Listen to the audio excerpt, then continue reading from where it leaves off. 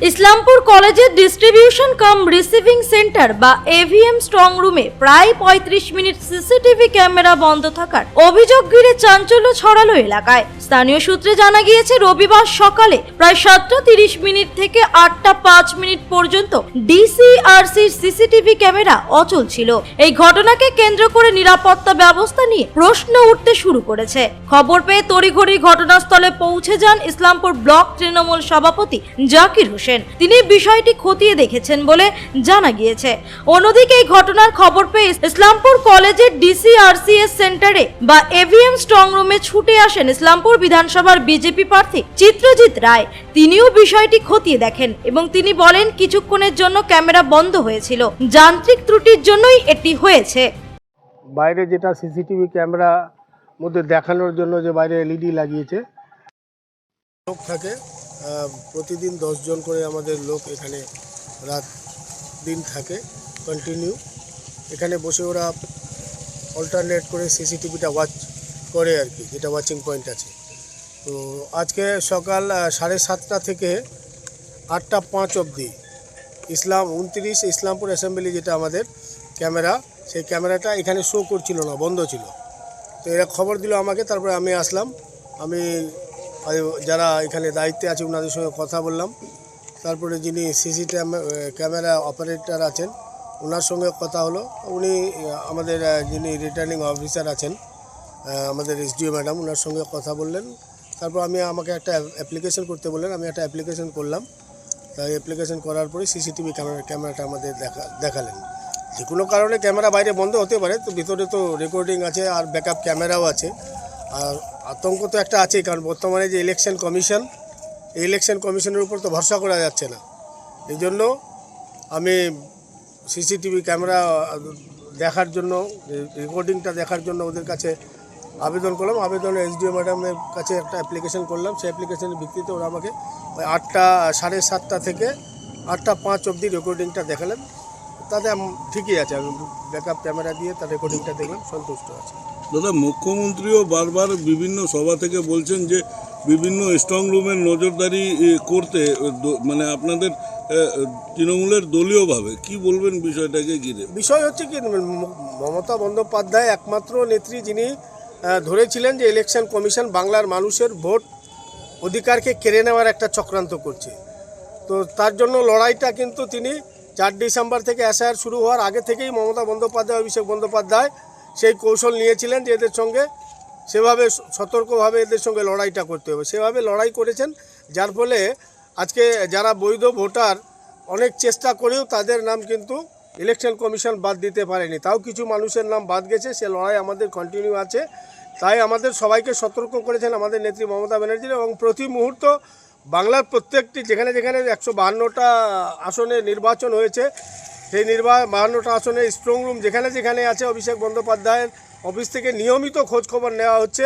Strong রুমে প্রতিটি মুহূর্তের খবর নেওয়া হচ্ছে, আমাদের কাছেও আপডেট প্রত্যেক মুহূর্তে নেওয়া হচ্ছে। আমরা এখানে তাই পাহারাদারিটা করছি, কারণ আমি যেটা বললাম যে বর্তমানে যিনি ইলেকশন কমিশন, এই ইলেকশন কমিশন তো টোটালি হচ্ছে দিল্লি সরকারের নিয়ন্ত্রণে, এবং তাদের ইচ্ছা মতো ইলেকশন কমিশনটা চলছে।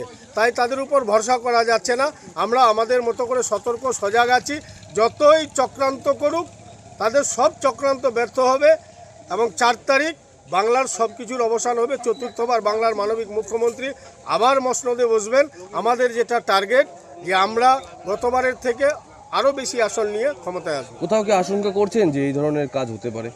আশঙ্কা তো একটা আছে, ওরা যে কোনো রকম যে কোনো সুযোগ পেলেই ওরা এই কাজ করতে পারে। তাই আমরা সতর্ক আছি, পাহারাদারি আমাদের চলছে খুব স্ট্রংভাবে এখানে। তাই ওই যেটুকু সময় এখানে বাইরের ক্যামেরাটা অফ ছিল, ওটা আমি স্যাটিসফ্যাকশানের জন্য অ্যাপ্লিকেশন করলাম যে আমি আজ যতক্ষণ দেখবো না আমার মানে মেন্টালি স্যাটিসফ্যাকশান আমার হবে না, তাই আমাকে এটা দেখানো হোক। তো ওনারা দেখালেন, দেখানোর পরে দেখলাম যে না, সবই ঠিক আছে। তো আমাদের পাহারাদারি এইভাবে মানে কন্টিনিউ 4 তারিখ কাউন্টিং আছে, 3 তারিখ রাত্রি অবধি আমাদের এই কন্টিনিউ চলবে। মানে 4 তারিখ স্ট্রং রুম খোলা অবধি আমাদের মানুষ এখানে সতর্ক আছে, সজাগ আছে। কী কারণে বন্ধ হয়েছিল জানতে পেরেছেন? না, বাইরের ক্যামেরা ওই যে রাত্রে বিদ্যুৎ চমকানোর ফলে বাইরে যে ক্যামেরাটা ছিল ওটা বন্ধ ছিল, ভিতরে ব্যাকআপ যে ক্যামেরা সেটা ঠিক চলছিল। তার রেকর্ডিংটা আমাকে ওরা দেখাবে। সকালে শুনেছিলাম, সকালে শুনে ফোন করে বিভিন্ন জায়গায় খোঁজখবর নিয়ে যেটা জানতে পারলাম বিদ্যুৎ বিভ্রান্তির জন্যই এই ঘটনাটি ঘটেছে। তবে নির্বাচন কমিশনের উপরে পুরো আস্থা রয়েছে, কারণ এখানে 3 লেয়ারে সাজানো রয়েছে একদম আমাদের যে নিরাপত্তা সিকিউরিটি 3টে লেয়ারে সাজানো রয়েছে। প্রথমে রয়েছে রাজ্য পুলিশ, তারপরে বিএসএফ, তারপরে সেন্ট্রাল বাহিনী। অর্থাৎ পূর্ণ আস্থা এবং আস্থা এবং ভরসা রয়েছে যে এখানে সেরকম কোনো ঘটনা ঘটবে না, আর এটা সম্ভবও না। আমাকে বিভিন্ন মাধ্যম থেকে সকালে ফোন এসেছিলো, তারপরে আমি যখন যোগাযোগ করে দেখলাম যে না সেরকম কোনো বিষয় নেই। আজ এখন এসে আরও জিজ্ঞাসা করলাম এবং খোঁজখবর নিয়ে দেখলাম যে না, একটি ক্যামেরা হয়তো অফ ছিল, কিন্তু সেটা 30 মিনিটের মধ্যে আবার পুনরায় চালু হয়ে গেছে।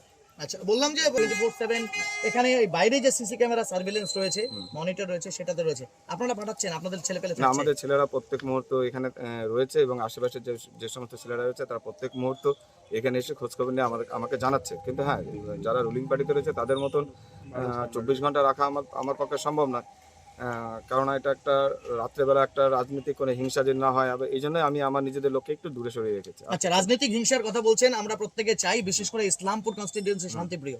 সকালে দেখলাম পোস্ট পোল ভায়োলেন্সকে ব্যাহত করবার জন্য, প্রতিহত করবার জন্য রুট মার্চ চলছে কেন্দ্রীয় বাহিনী। কি চাইবেন, কি বার্তা দিবেন? দেখুন, আমি ইসলামপুরবাসী আগেও দেখেছি এখানে কোনো রাজনৈতিক হিংসা হয় না। আমি এই নির্বাচনে আমি চাইব যেন সেটা না হয় এবং বিভিন্ন গ্রামীণ ক্ষেত্রে যে ঘটনাগুলো ঘটে সেই ঘটনাগুলো যেন না হয়, কারণ এটা একটা নির্বাচন, জনগণের তার মতামত জানানোর জায়গা। তারা এবার যেভাবে জানিয়েছে সেটি সত্যিই খুব ভালো এবং নির্বাচন কমিশনকে ধন্যবাদ জানাচ্ছি যে ইসলামপুর আপামর ইসলামপুরবাসী আশেপাশে সমস্ত জায়গায় ভোট খুব পিসফুল হয়েছে। বললাম প্রায় কোনো কোনো বুথে 100%, 96%, 94% ভোট দিয়েছে।